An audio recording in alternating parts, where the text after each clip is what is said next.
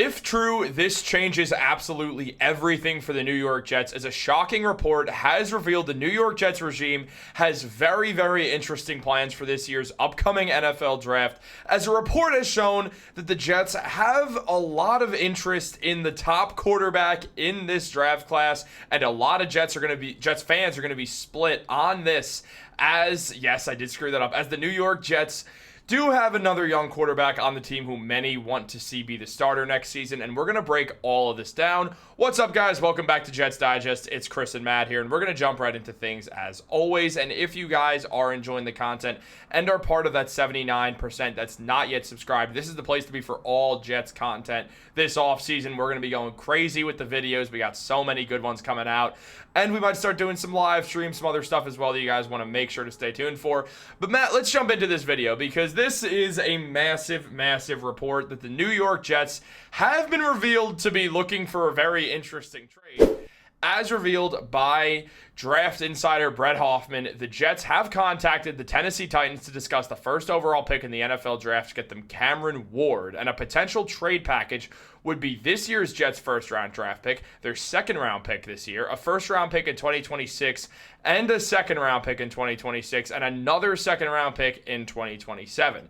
Now, first of all, obviously, yes, that's a lot to give up for a first-round pick, or a first overall pick, but at the same time, it's not a crazy different going rate from what most first overall picks cost when you're picking around 7th. Yes, it's a lot, but it's not some lopsided deal. The reason things might feel lopsided is if you're not a fan of Cameron Ward, which, Matt, I don't think either of us are big fans of the idea of the New York Jets doing this trade at all. Cameron Ward, he had a solid year at Miami, playing 1 year with the Miami Hurricanes before moving on 2 years prior to that with Washington State. And look, he was good. I mean, he had the most touchdowns for anyone in the ACC. He had the most average yards per attempt, the most yards per attempt. Everything was good with Cameron Ward for Miami. But there's a lot of things that make you a little bit worried about Cameron Ward as an NFL quarterback. And on top of that, just a lot of Jets fans are going to be split on this, because many Jets fans would like to see the Jets wait till next season to draft a quarterback and also test out Jordan Travis. Matt, where are you standing on all this? Yeah, so my first thought when I saw this report was, who is Brett Hoffman and why have I never heard of him? So you look him up. His Twitter, it says fantasy football analyst and betting. He's like a professional bettor or something. This is not someone that I trust to have insider information on the New York Jets. I understand we don't have better insider information on the Jets, and we're not claiming to, but you look up this guy's name and someone else comes up on Safari. So what does that tell you about him, about this report being correct? So I don't even know if this report's real, but let's pretend it is real. He must have had a stroke when writing out that trade capital. You said it was a potential thing, a potential package, yes, and the package is terrible. 2 first-round picks, 3 second-round picks for Cam Ward. Like, what? We're in the top 7 of the draft. There's still going to be an elite player for us. If we were at like 11 or even like 9 or 10, I would understand why it would cost that much. I would also very quickly, if I could just add in, this trade makes more sense if there's a guaranteed superstar who's going to be drafted first overall at quarterback. That is not this year. The best prospect in the draft is widely regarded to be Abdul Carter. Just to add in that it's an edge rusher. I don't know about widely. I mean, I stand on the Abdul Carter. Before the year started, Travis Hunter was like number 5 on people's boards. He's been number 1 for me for 2 straight years now. I mean, he's going to prove everyone wrong. Everyone sleeps on him. I mean, Abdul Carter's been one of my favorite guys, but whatever. But going back to the offer, like you said, if there was an actually really good quarterback supposed to be going number 1 overall, if it was Caleb Williams, this would honestly, I would move this in a heartbeat for Caleb Williams if he was there. But the problem is, it's not Caleb Williams, it's Cam Ward. The guy, he is being compared to Jordan Love, which is the best NFL comp for him coming out of school. Jordan Love was picked 26th overall and sat on the bench for a couple of years before starting for the Green Bay Packers. So he's that type of prospect is just not, he's not a game-changing, a franchise-altering pick. I mean, it's not a first round. He's not a really, really good prospect, because the things you're talking about, how guys are afraid of him because he turns the ball over. He didn't throw a lot of interceptions, but he fumbled the ball a lot. He makes a lot of hero plays. He just completely ignores wide open receivers. He's also not massive. He's not some massive athlete, and he's not like super tall. So I'm taller. He's only 6'2", I believe he's 6'3", yeah, but he's pretty heavy. You are taller. He's pretty heavy, and his size is not something I'm concerned about. CJ Stroud's the same height as him, and he's built. The reason, or one of the reasons why you don't want your quarterbacks to be too short is because you don't want them getting hurt if they get hit. And Cam Ward has a very sturdy build, so I am not sure that's an issue. Like, yes, he's not the biggest guy in the world, but 6'3", you can work with it. You can definitely work with it. Sure. I mean, this trade, obviously, even if I wasn't, like, the thing about Cam Ward, he does deserve to get picked in the first round. I don't like drafting quarterbacks in the first round who have difficulties not turning the ball over in college. That's not the type of prospect I like. So that's completely a me thing. I can understand why you would be excited for Cam Ward, but I mean, if I would be really, really unhappy if the Jets were the franchise that passed up on Travis Hunter, because if any team passes up on Travis Hunter, they are going to regret it. And I think in 20, 30 years, that team could be looked back on as the team who passed up on Travis Hunter. On top of that, I just think it's more than just Travis Hunter. Cameron Ward's not a top 3 prospect in this NFL draft alone.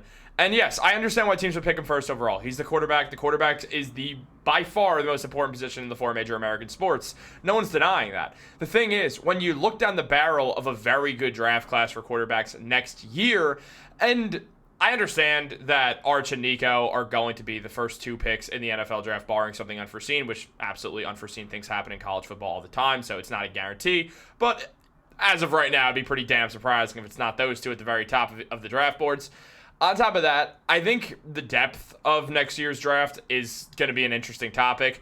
Some people, there's conflicting opinions on Drew Aller. I know you're a Drew Aller fan. Well, yeah, honestly, I do have to tell you, there are kind of conflicting opinions on Nico Iamaleava. This year wasn't as good as I thought he was going to be, but I'm still believing in him. He's got all the elite traits that we're looking for. I'm still believing in him. But if he comes out and has another year next year, like this year, then he would not be going second overall. Yeah, for sure. But, like, he's got the tools that he should be getting better each year in college. Arch Manning obviously hasn't really gotten a full season. Or I don't care. Don't care, dude. Oh my god, don't care. Yeah. Who cares? I'd pick him right now, dude. Such a lock to be the first overall pick. And another reason why I don't want to trade that first overall pick is I don't even want to say this on a channel like this. I don't want to say anything bad about the Jets, but the Jets are not a franchise that should be trading away future first round picks. This is a team that pretty routinely, our first round picks are a lot higher in the draft than we pretend like that we plan like they're going to be and that we like to pretend like they're going to be. This year, we were expecting a 25 through 32 draft pick, and we are sitting here at 7. Also, so if something like that happens again, we would get absolutely crushed. Also, I mean, to make a trade like that, the trade package that was offered, and again, if it were for Caleb Williams, absolutely you do that trade because it's a generational quarterback who not only is the guaranteed lock for the first overall pick, they're far and away the number 1 option on everyone's big board. It wasn't close, and you look at Cam Ward, no one's got him number 1 on their big board. Like, this isn't a strong quarterback class. There's a lot of debate if there's anyone outside of Sanders and Ward who's a quarterback who even belongs in the first round of this NFL draft to begin with. So you look at this, why would a team give up this much for Cameron Ward? I don't think any team values Cameron Ward this high. I think this is an overshot because the Jets, if they made this trade, if Darren, Mougey, and Aaron Glenn wanted Cameron Ward this badly, that would be such an insane...